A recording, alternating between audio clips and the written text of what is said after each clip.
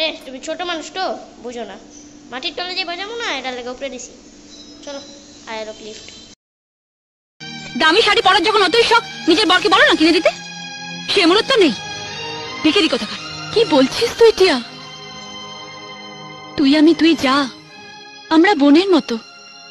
তোর শাড়ি আমি পরবো, আমার